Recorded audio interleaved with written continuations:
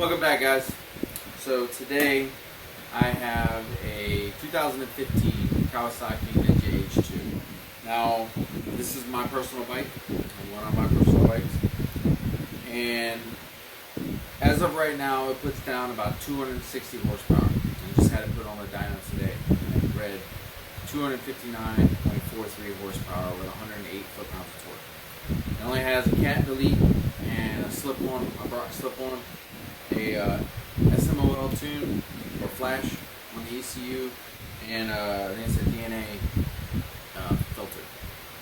I didn't do the mods on this bike. I bought it like this, and now I'm going to be modifying it pretty heavily. So we're going to be starting with the airbox. I'm going to remove the airbox. I'm going to ship this off to Travis Yeager.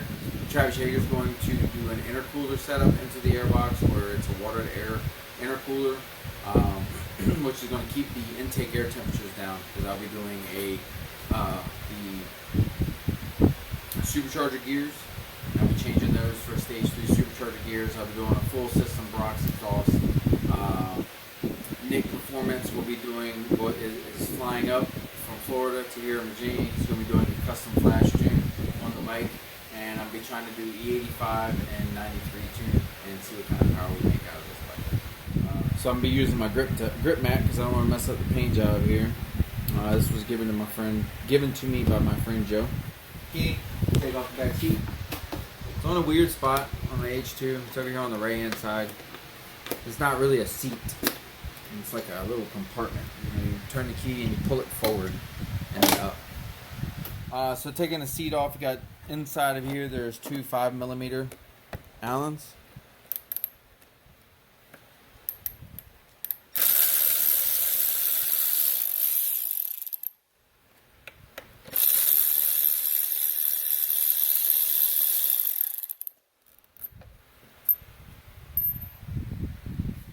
Alright, and in order to get this seat off, you'll slide it back, pull up, and then pull it forward.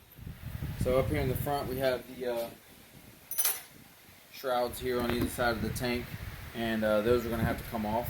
These are 3mm Allens, and there are 4 on each side.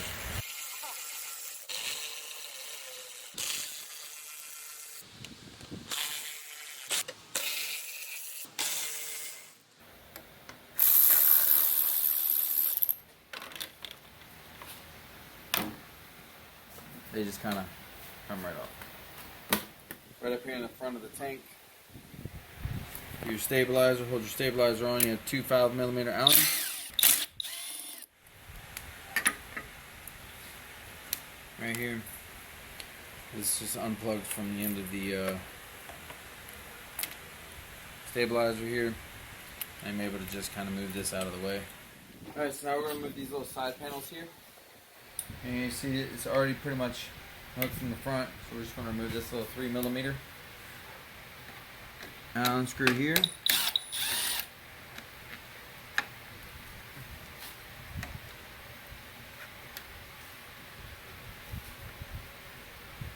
Alright, and this just pulls off. It's got a little push pin in the back.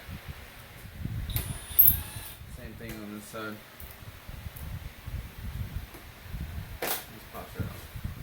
Now we're going to be moving on to removing the tank.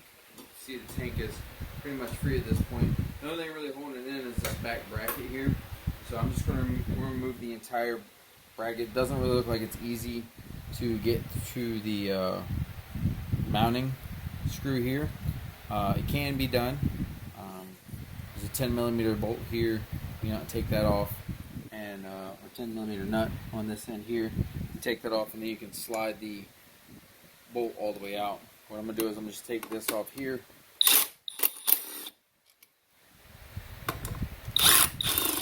There should be 4.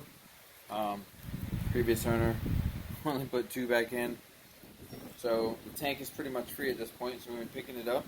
You can see underneath the front right here, you have your 2 drain lines. One's a vent tube, and one is an overflow tube.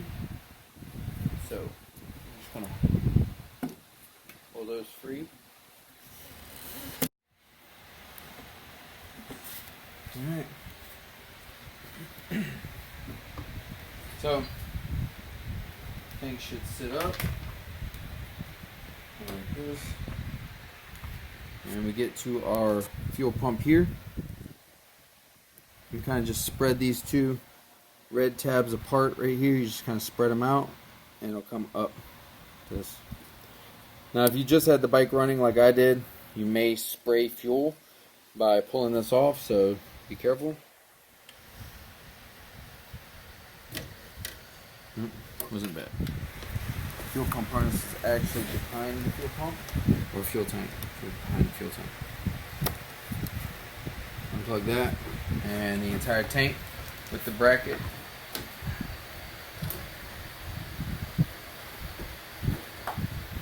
Oh. Okay.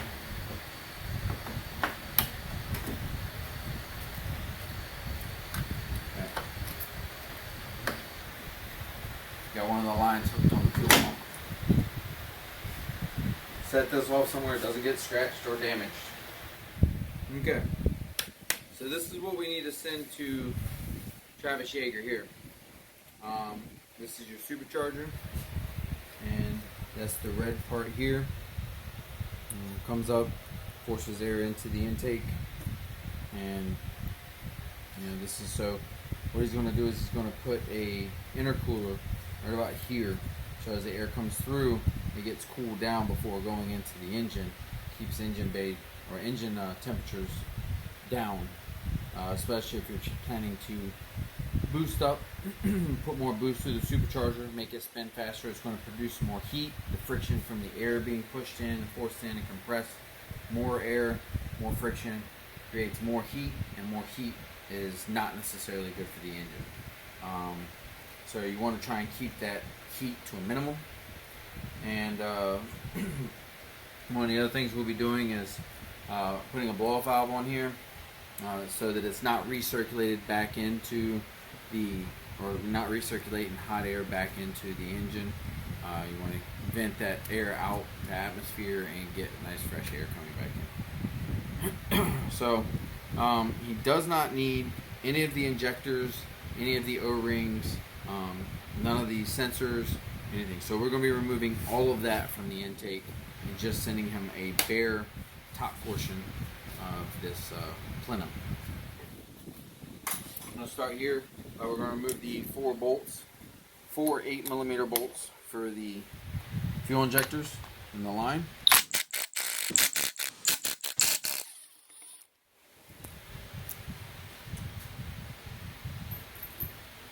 They did have a red Loctite on them, so be careful. And when you're going to do this, you're going to pull this like straight up. Whoop. Got some introduced air into the line, and fuel just dumped out of the back. Alright, so this is our fuel line here. These are our injectors. So just kind of pull these out. They should just slide right out.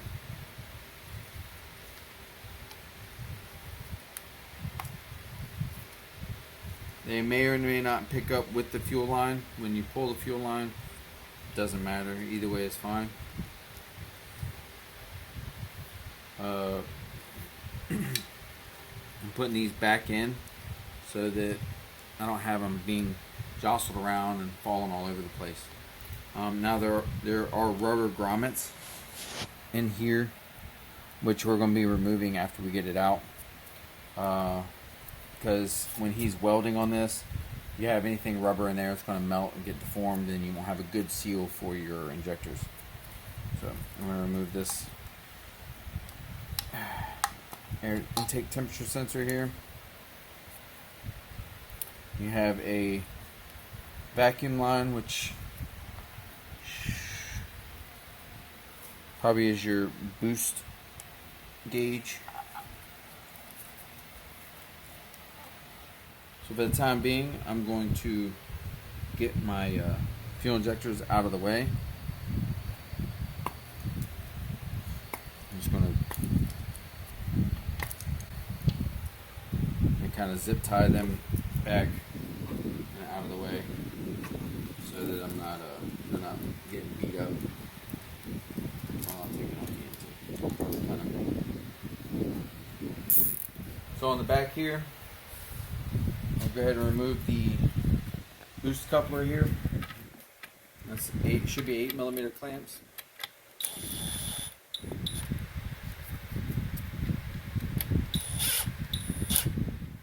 Alright, so we have 1, 2, 3, 4, 5, 6, 7, 8, 9, 10, 11, 12, 13, 14, 15 5mm Allen screws that I can see.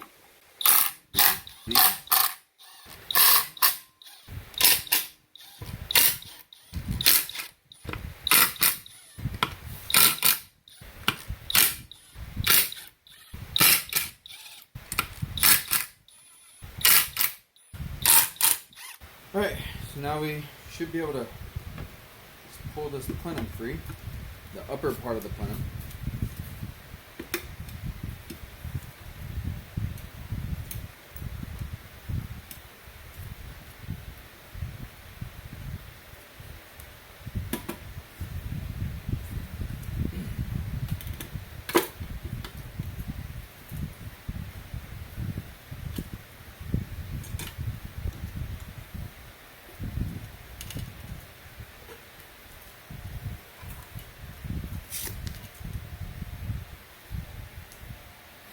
Have it. And pull our boost coupler here off, put it back on. We still have to get our O-rings out of here and our temperature sensor. So 2 5mm Allens here.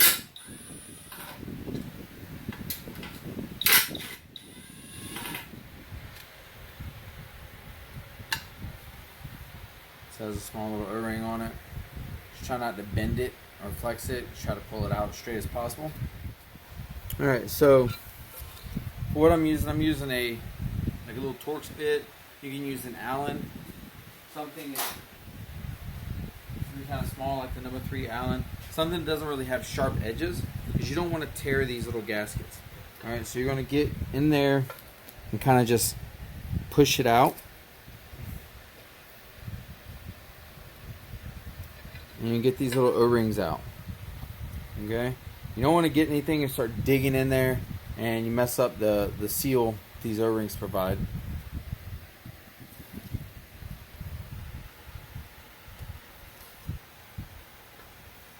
And I just put them all right back on the injectors.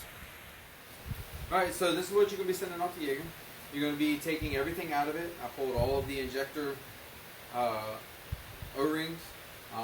Temperature sensor, the coupler, everything has been removed. There's no gasket or anything like that that's touching it or on it still. And I'm just going to be sending this. We'll be sending back a welded in compartment here for the intercooler, and the air will come in here, get cooled down, and before it goes into the motor. And when I get that back, we'll do a installation video of the entire kit that he's going to be sending. I hope this helped out. If it did help out, or if you learned anything, or just interested, give me a like. Help me get up on there and get some more activity on my page, and I'll be bringing more videos just like this. Thanks.